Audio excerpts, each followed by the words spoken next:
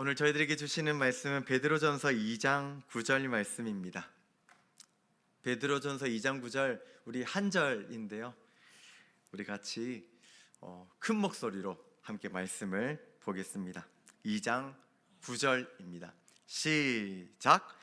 그러나 너희는 택하신 족속이요 왕 같은 제사장들이요 거룩한 나라요 그의 소유가 된 백성이니 이는 너희를 어두운 데서 불러내어 그의 기이한 빛에 들어가게 하신 이의 아름다운 덕을 선포하게 하려 하심이라.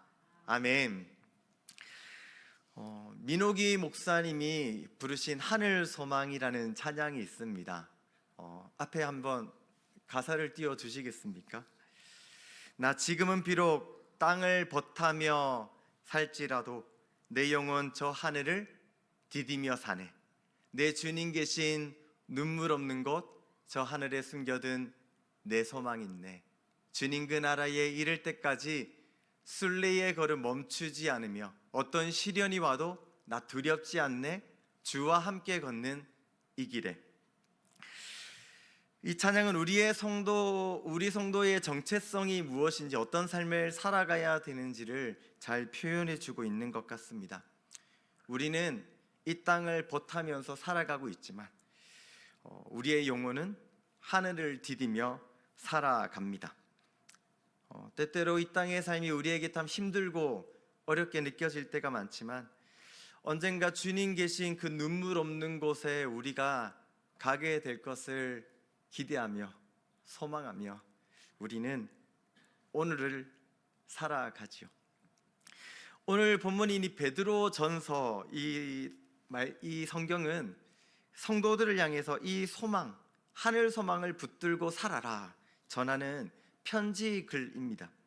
1장 1절, 베드로전서 1장 1절을 보면 이 서신을 누가 받았는지 기록하고 있는데요.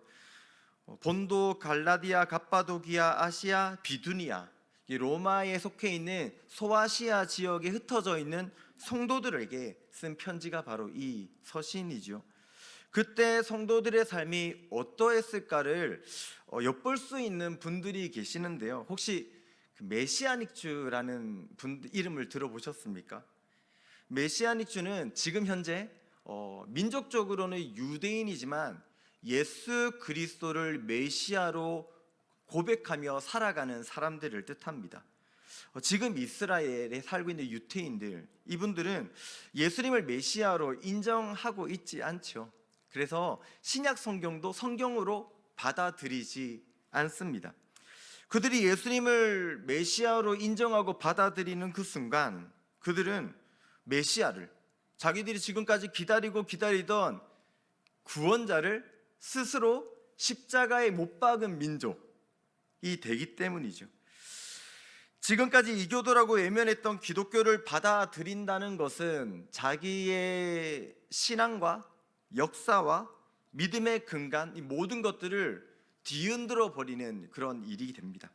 그래서 유대인들은 지금도 메시아닉 주를 인정하고 받아들이지 않습니다. 그래서 메시아닉 주가 되면요, 예수님을 메시아로 인정하고 받아들이면 1차적으로 제일 먼저 가족에서 관계가 끊어지게 됩니다. 친척 모임에서도 다 배제가 되죠. 지역사회에서 사람들과 관계를 맺고 대화를 하려고 해도 모든 것들이 다 단절됩니다. 고립되는 것이죠. 회사에서는 해고를 당하거나 승진해서 누락됩니다. 아이들은요, 어린이집이나 학교에 가게 되면 따돌림을 당하고요, 차별받죠. 또 외국에 지금 나가 있다가 귀국을 하려고 하는 그런 사람들이 있는데요, 법적으로 그것을 보호하도록 되어져 있는데 그 법이 보호를 받지 못하게 됩니다. 그래서 실제로 귀국하지 못하는, 거부당하는 그런 일들이 지금도 일어나고 있다고 합니다. 그러니까 메시아닉 주는 사회적으로 철저히 고립되고 외면당하는 것이죠. 베드로전서 이 성경 말씀을 받았던 그 당시 성도들도 이와 비슷한 상황에 있었습니다. 로마는 전통적으로 다신교를 믿지 않았습니까? 수많은 신들이 있다고 믿었고요, 황제를 신 내지 신의 아들이라 생각하고 숭배했었습니다. 그런데 기독교는 어떻습니까? 아닙니다. 하나님만이 참된 신이시고 유일하시다, 이렇게 믿었죠. 그들이 보기에 기독교는 이단이고 국가의 그런 체제를 거부하는 반역자들에 가까웠습니다. 그래서 그들의 모임 자체를 국가에서 인정하지 않고 그들은 왜 위험한 사람들이라 생각을 했죠. 또 성찬식에서 그 몸과 피를 나누어 먹지 않습니까? 예수님의 몸과 피를 나누어 먹는 그것을 보면서 시기를 한다라는 이런 오해를 받기도 했고요. 또 우리 교회에서는 서로를 향해서 형제 자매라 부르지 않습니까? 그리고 서로 사랑하라고 하니까 형제 자매를 서로 사랑하네? 어떻게 가족 안에서 이걸 할 수 있지? 근친을 한다, 이렇게 오해를 받기도 했었습니다. 그래서 현지에서 태어났지만 예수 그리스도를 받아들이고 살아갔던, 복음을 받아들였던 그 사람들은 그 유대교가 좋으면 유대교로 가지, 유대교 땅으로 돌아가지 왜 여기 남아가지고 사회를 혼란스럽게 하느냐라고 하며 비난을 받았고요. 반대로 유대인이었는데 해외에 이주해서 살다가 복음을 받아들였던 사람들은요, 로마 사회에도 소속되지 못하고 이제는 유대 사회에서도 고립되게 됩니다. 회당에서 출교를 당하고 절기나 예식을 너무나도 중요하게 여기는데 거기에 참여하지 못하게 됩니다. 가족이 죽었을 때 재산을 상속받아야 되는데 상속도 받지 못하는 그런 일이 생기죠. 조상의 전통을 저버린 자, 낙인 찍히고 돌팔매질까지 당하게 된다고 합니다. 당시 성도들 복음을 받아들이고 신앙을 지킨다는 것은 어디에도 속하지 못하는 사람, 철저히 외면받고 고립되어지는 것을 뜻합니다. 고향이 사라지게 되죠. 그래서 나그네와 같은 인생을 살아가게 됩니다. 그래서 베드로는 그 성도들 향해서 나그네와 같은 성도들, 나그네 성도라 이렇게 불렀죠. 그래서 그 당시 교회를 뜻하는, 성도들을 뜻하는 표현이 나그네였다라고 합니다. 서로가 서로를 바라볼 때 나그네라 불렀던 것이죠. 세상에서 바라보는 그 기준으로 볼 때는 이 사람들은 무가치한 사람들, 고향도 없는 사람들, 돌아갈 곳이 없는 사람들, 철저히 실패한 인생 같아 보였습니다. 불안정한 존재, 그런 존재가 되었죠. 그런 나그네와 같은 삶을 살고 있는 성도들에게 베드로는 편지를 쓰면서, 그러나 너희는 결코 잘못된 길을 가고 있는 것이 아니다. 하나님께서 분명한 뜻과 계획을 따라서 너희를 부르셨다. 이렇게 위로와 소망의 편지를 기록하고 있습니다. 비록 우리가 지금은 세상의 중심이 되지 못하는 것 같습니다. 주변부에 있는 것 같아 보이죠. 하나님을 믿고 따르려고 하다 보면 포기해야 되는 것도 희생해야 되는 것도 많은 것 같습니다. 그러나 진실은 우리야말로 하나님 나라의 중심에 있다는 그 사실을 믿으시기 바랍니다. 이것이야말로 참된 성도의 정체성이죠. 불이익과 고난 속에서도 성도가 믿음을 포기하지 않는 그 힘과 능력, 이것은 우리가 누구인가, 이것을 기억하는 데 있습니다. 사랑하는 성도 여러분, 저는 당시 베드로가 그 성도들에게 전했던 이 소망을 우리 성도님들에게 전하고자 합니다. 나그네와 같은 성도님들, 우리의 소망은 이 땅이 아니라 하늘의 소망이 있음을 믿습니다. 하늘 소망을 굳게 붙들며 살아가는 저와 성도 여러분들 되기를 진심으로 소망합니다. 세상을 살아가다가 어제 오늘 어떤 일이 있으셨습니까? 어떤 문제가 있으셨고 어떤 아픔이 있으셨습니까? 어떤 고민이 있으십니까? 그러나 그 모든 순간순간 가운데서도 우리가 붙들고 살아가야 되는 것은 이 땅의 상황과 문제가 아니라 하늘에 있음을, 예수 그리스도께 있음을 기억하며 담대히 살아가는 저희 모두가 되기를 진심으로 소망합니다. 아멘. 오늘 본문 말씀 9절을 다시 한번 읽었으면 좋겠습니다. 본문 말씀 9절을 다시 한번 읽겠습니다. 시작. 그러나 너희는 택하신 족속이요 왕같은 제사장들이요 거룩한 나라요 그의 소유가 된 백성이니 이는 너희를 어두운 데서 불러내어 그의 기이한 빛에 들어가게 하신 이의 아름다운 덕을 선포하게 하려 하심이라. 아멘. 오늘 말씀은 그러나로 시작됩니다.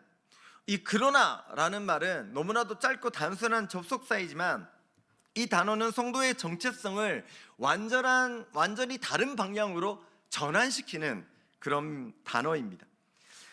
바로 앞에 있는 말씀 7절 8절의 말씀을 보면요, 이스라엘의 지도자들이 예수님을 메시아로 인정하고 있지 않음을 기록하고 있거든요.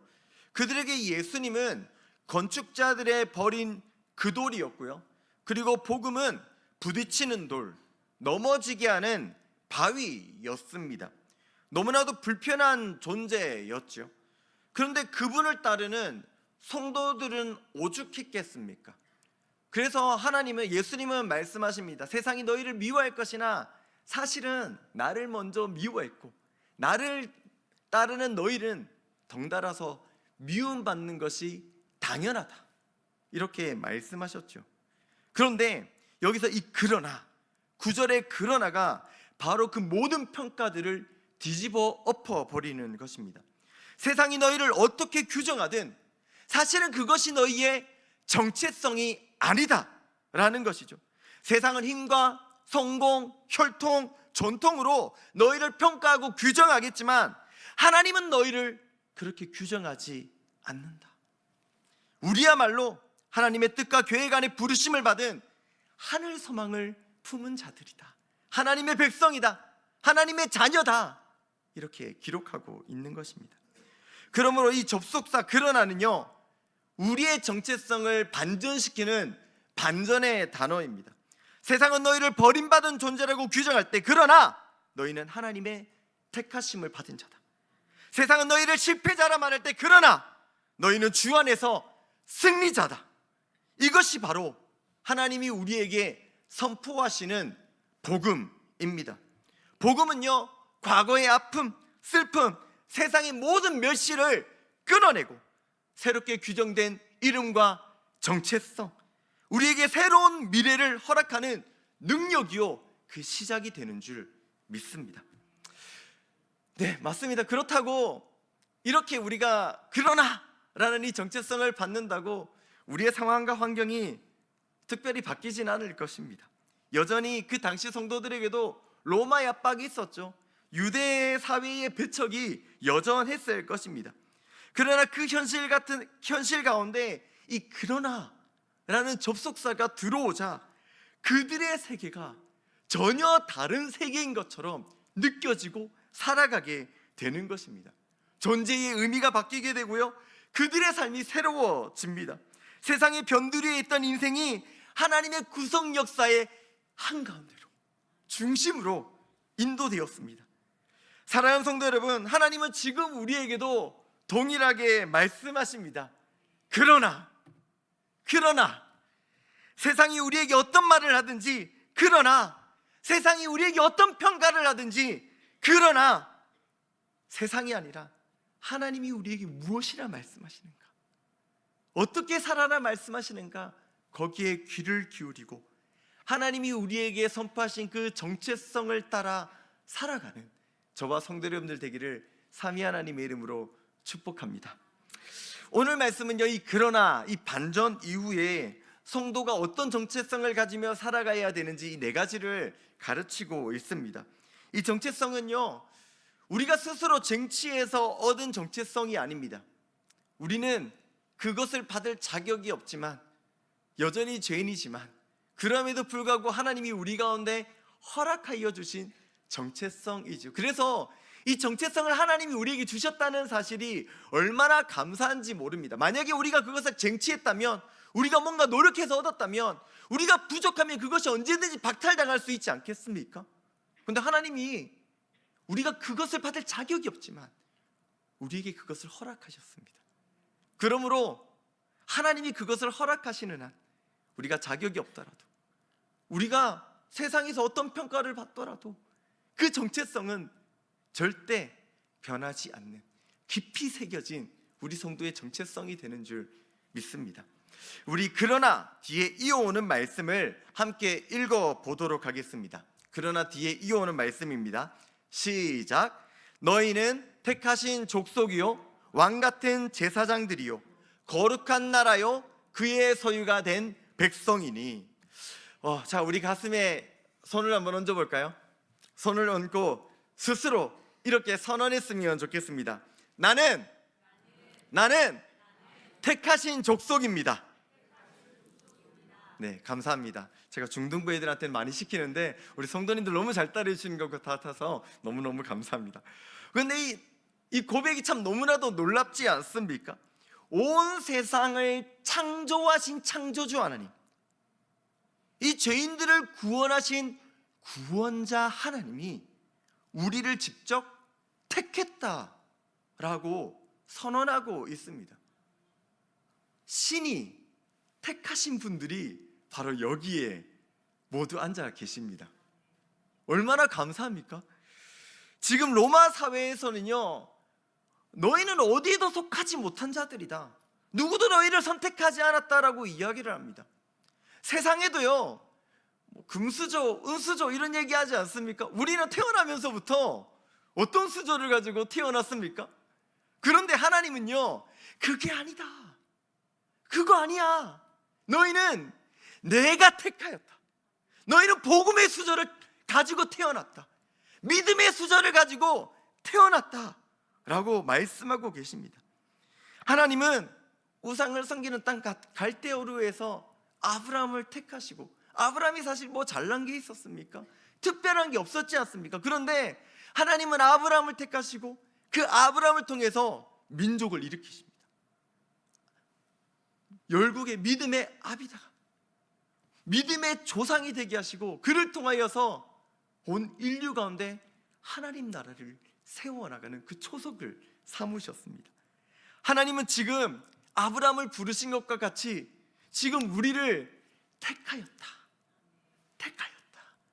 말씀하십니다. 지금 우리의 모습이 어떨지 모르겠지만 믿으시기 바랍니다. 하나님은 우리를 향해서 택하시고 그 놀라운 계획을 가지고 계시다는 그 사실, 그것을 믿음으로 나아가는 저와 성도 여러분들 되기를 진심으로 소망합니다. 너는 내 것이라, 너는 내 것이라. 아멘. 또 가슴에 한번 얹고 다시 한 번 더, 이건 4번 더 할 겁니다. 자, 가슴에 얹고 같이 한번 선언합시다. 나는 왕 같은 제사장입니다. 아멘. 제사장은요, 하나님과 백성 사이를 연결하는 특별한 직분이었지 않습니까? 근데 거기에 왕 같은 이라는 말이 붙었습니다.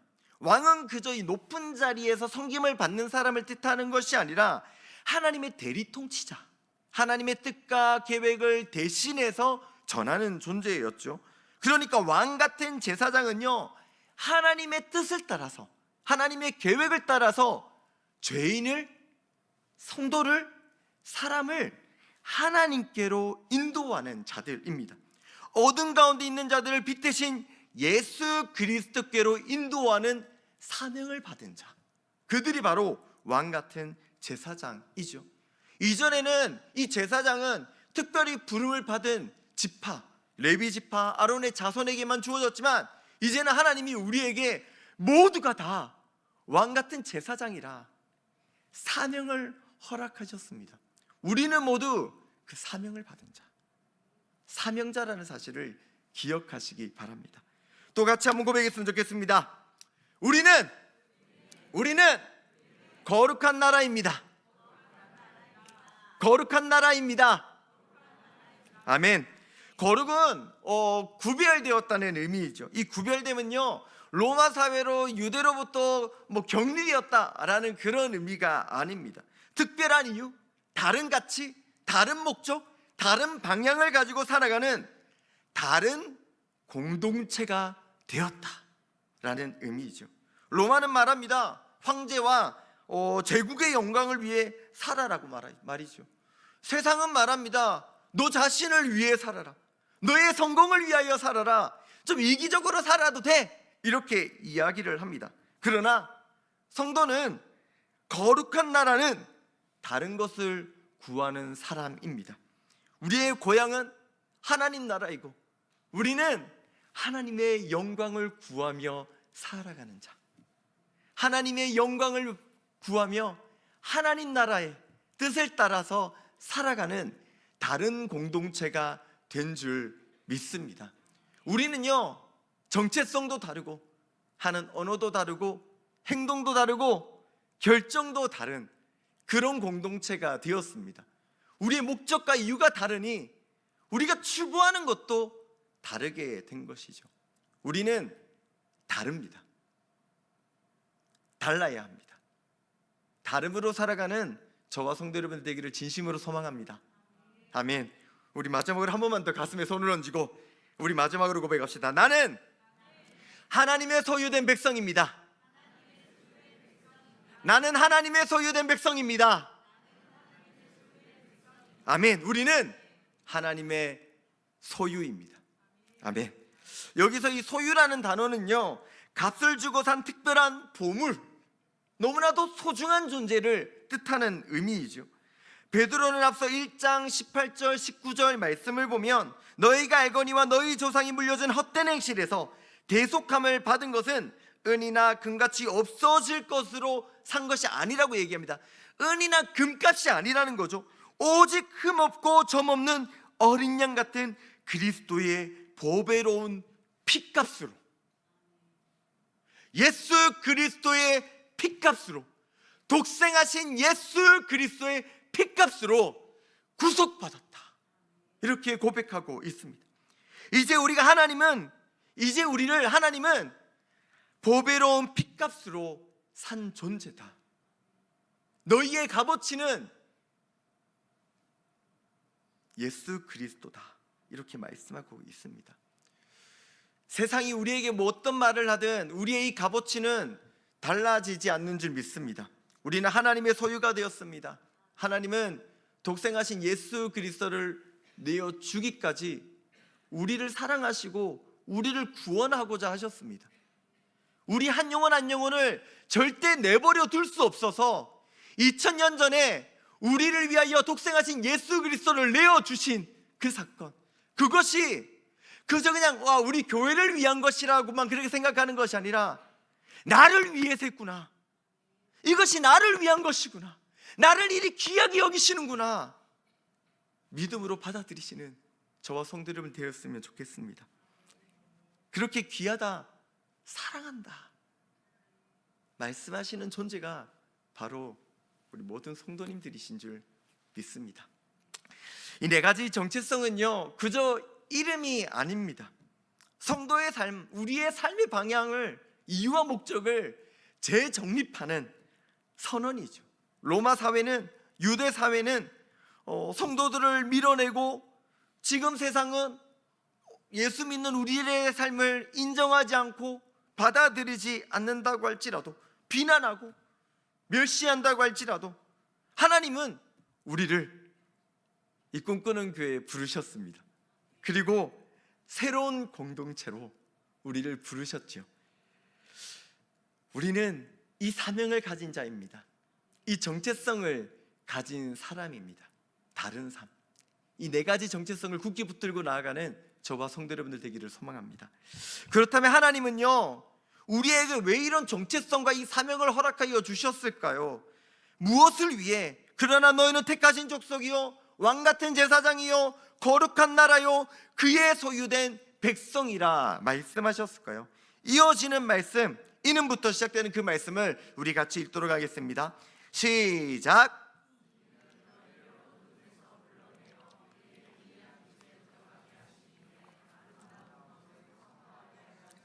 아멘. 하나님이 성도들에게 이 새로운 정체성을 주신 이유는 어두운 데서 부르시고 기이한 빛에 들어가게 하시니 바로 예수 그리스도의 아름다운 덕을 선포하게 하시기 위함입니다.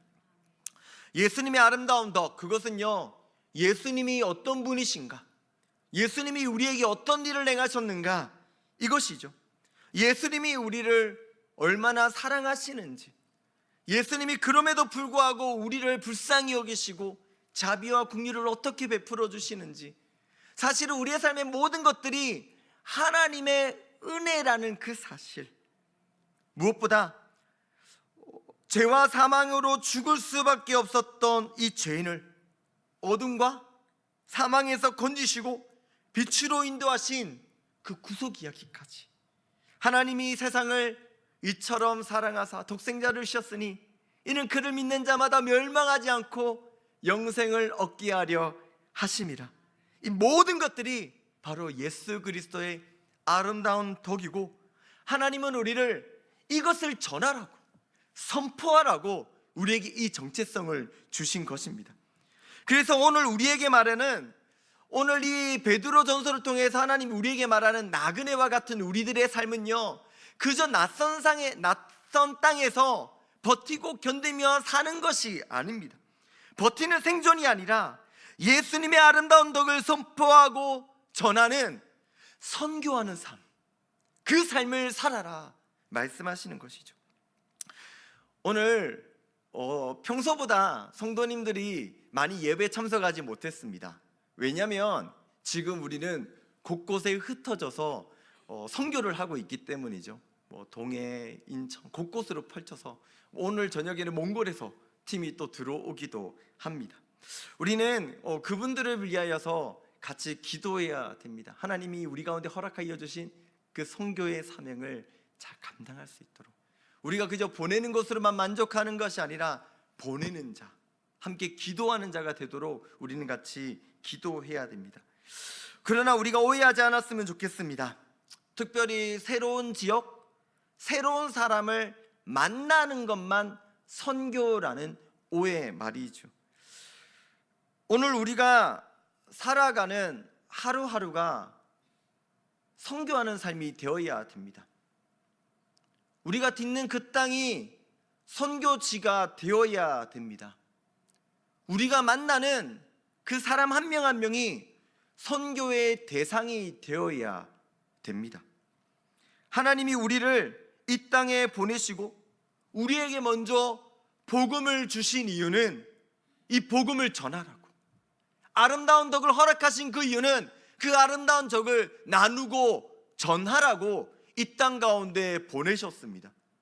그래서 어디 선교지에 나가서 하는 것만 선교가 되는 것이 아니라, 사실 우리들의 삶이 모두가 다 이 땅이라는 선교지에 파송되어진 삶입니다. 우리의 고향은 어디입니까? 하나님 나라. 하나님 나라에서 우리는 이 땅 가운데 파송받았습니다. 이 땅은 하나님을 모르는 땅, 하나님을 모르는 사람들이 거하는 장소. 그래서 하나님은 우리를 이 땅 가운데 보내시고 이 땅에서 선교하라고, 하나님의 복음을 전하라고, 내가 너희에게 허락한 하나님의 이 복음을 나누고 전하여서 어둠 가운데 있는 자들 빛으로 인도하고 죽음 가운데 있는 자들 생명으로 인도하라 말씀하신 것이죠. 이것이 바로 하나님이 우리에게 정체성을 주신 이유, 우리에게 주신 사명인 줄 믿습니다. 우리 성도님들이 살아가는 그곳이 바로 선교지입니다. 혹시 가정 안에 복음이 필요하십니까? 남편, 아내, 자녀들과 갈등이 생겼을 때 예수님이 우리를 먼저 용서하신 것처럼 참으시고 용서하시기 바랍니다. 아멘 소리가 별로 크지 않았습니다. 예수님은 우리를 지금도 용서하고 계시는데 우리도 용서할 수 있기를 축복합니다. 하나님의 은혜가 우리 성도님들을 통하여 가정 가운데 흐르기를 소망합니다.